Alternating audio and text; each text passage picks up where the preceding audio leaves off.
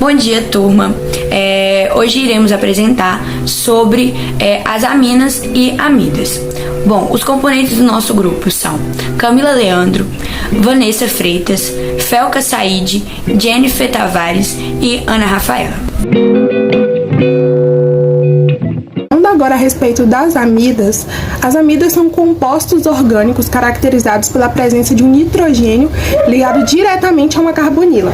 Elas são substâncias disponíveis de forma natural, sendo que uma delas é a ureia, mas elas podem ser obtidas também por uma síntese artificial. As amidas, elas podem ser produzidas por desidratação do sal de amônio, que é um processo utilizado na fabricação de polímeros, e são utilizadas também como fertilizantes devido à sua disponibilidade de nitrogênios e como medicamentos tendo ação antimicrobiana. E na sua estrutura existe a dupla ligação entre carbono e oxigênio, e a possibilidade da movimentação dessa dupla para o nitrogênio confere a molécula de geometria planar. A nomenclatura é um método sistemático que nomeia os compostos orgânicos. Ela tem como principal objetivo fazer com que não exista mais de 2 compostos com o mesmo nome, e o objetivo também é diferenciar os compostos entre si. A nomenclatura ela é dividida em 3 partes: o prefixo, o sufixo e o intermediário. O prefixo é o número de átomos de carbono. O intermediário é os tipos de ligação existente entre os carbonos. E o sufixo é a função do composto orgânico. Como exemplos de nomenclatura das amidas, a gente tem o propanamida, que essa amida apresenta 3 átomos de carbono, sendo assim, tendo o prefixo próprio. E como ela é de ligação simples, o infixo é an e o sufixo é amida, formando assim propanamida. E o segundo exemplo é o metilpentanamida. A cadeia principal começa no grupo das acilas e termina no grupo do CH3. A cadeia principal possui 5 átomos de carbono, sendo assim o prefixo é pente. Ela é de ligação simples, então o infixo é an e o sufixo é amida. Bom dia a todos, vou estar falando sobre as classificações das amidas. Bom, as amidas são classificadas de acordo com a quantidade de hidrogênios presentes no grupo funcional NH2. Primária é a amida que apresenta todos os hidrogênios no grupo NH2. Já a monossubstituída ou a secundária é a amida que apresenta um hidrogênio no grupo funcional, estando o nitrogênio ligada a apenas um radical orgânico. Dando continuidade, como exemplo de amida, nós temos a ureia, e como podemos ver no slide, ela pode ser aplicada de diversas formas. Pode ser aplicada como adubo na alimentação do gado, como estabilizador de explosivos. Ela pode ser usada na produção de resinas e medicamentos, na produção de tipo artificial, pode ser usada como humectante e hidratante em cremes e pomadas, e também na produção de fertilizantes agrícolas.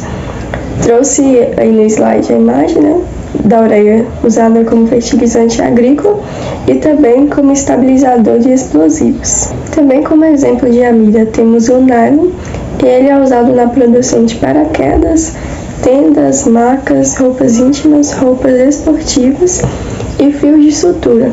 Trouxe a imagem do nylon usado na produção de peças íntimas e também de jaquetas. Outro exemplo de amida é o Kevlar, e ele pode ser aplicado e utilizado em coletes e capacetes à prova de balas, como trouxe nas imagens, como roupa de piloto de Fórmula 1 e em seus carros de corrida.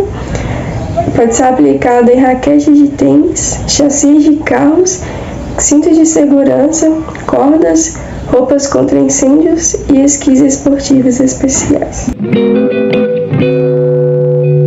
vou falar um pouquinho sobre o conceito de amina. Bom, a amina corresponde a uma função orgânica constituída de compostos orgânicos nitrogenados derivados da amônia, no qual eles são substituídos os átomos de hidrogênio pelos radicais orgânicos alquilo ou arilo.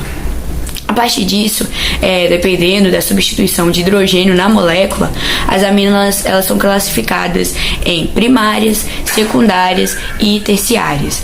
Mas essas definições elas serão explicadas melhor no decorrer do nosso trabalho.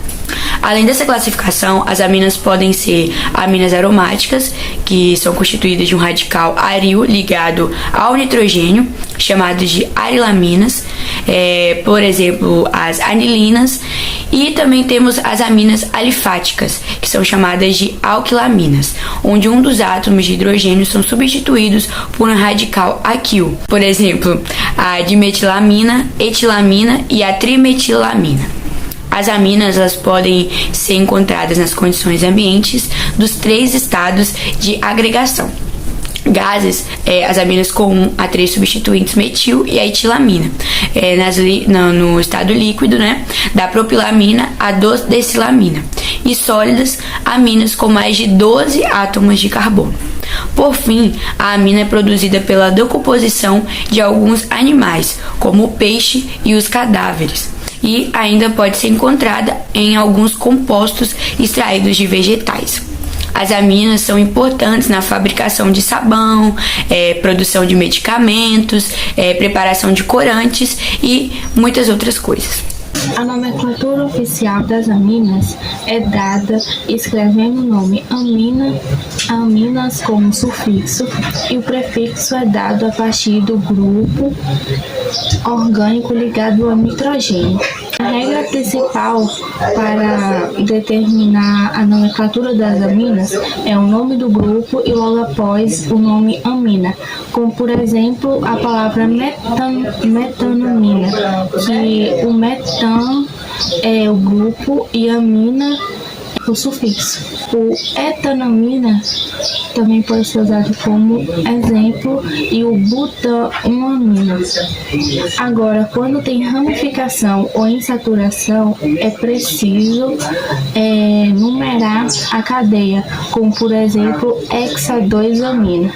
Agora, quando as aminas forem secundárias ou terciárias, elas vão ter 3 ou 2 nitrogênios. E a regra de nomenclatura para esses tipos de aminas vai ser o N. Logo após o N vai ter a cadeia menor, que vai ser o prefixo mais terminação com il, e logo após a cadeia menor, que é o grupo, e logo após o amina, como por exemplo N-dimetilpropanamina. Outra nomenclatura usual para as aminas são o nome dos componentes e logo após o nome dos componentes com a terminação il e logo após o nome amina, como por exemplo a metilamina, etilamina e trimetilamina. E como curiosidade, temos a trimetilamina como um dos principais componentes do odor do peixe. E outra nomenclatura usual que considera o grupo NH2, indicado pelo prefixo amino, que temos como exemplo o diaminobutano e o diaminopentano, que são formados na decomposição do corpo humano. Vou falar um pouco agora sobre as classificações das aminas. Bom, a quantidade de nitrogênio que foram substituídos na amônia é o que dita a classificação deste composto, onde a gente pode ver na imagem abaixo aqui no slide. Bom, quando apenas um hidrogênio sofreu substituição, a amina é primária. Se 2 hidrogênios foram trocados por radicais, aí a amina é secundária. E quando os 3 hidrogênios foram substituídos por radicais orgânicos, a amina é considerada terciária. E quanto maior o nível de substituição que a amina sofre, maior seu caráter base. Assim, as aminas terciárias são mais alcalinas do que as aminas primárias. E entre as diversas aplicações que as aminas possuem, selecionei algumas para apresentar aqui hoje. O primeiro exemplo são as fenilaminas. Elas podem ser aplicadas na produção de corantes e essa sua aplicabilidade na produção de corantes será devido à sua capacidade oxidativa, podendo assim produzir cores mais fortes. As aminas também podem ser aplicadas como estimulante, como drogas. Temos o exemplo da anfetamina, da cocaína, nicotina e cocaína. Como foi falado por Jennifer na parte de nomenclatura, as aminas terminam com ina no final. Podemos encontrar aminas também no cheiro forte do peixe podre, que é possível encontrar a amina trimetilamina. A amina também pode ser aplicada como anestésicos, antibióticos e antidepressivos.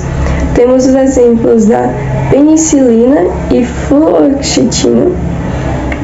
As aminas ainda podem ser aplicadas como vitaminas, que o nome é bem curioso porque o nome da vitamina é Vital mais Amina.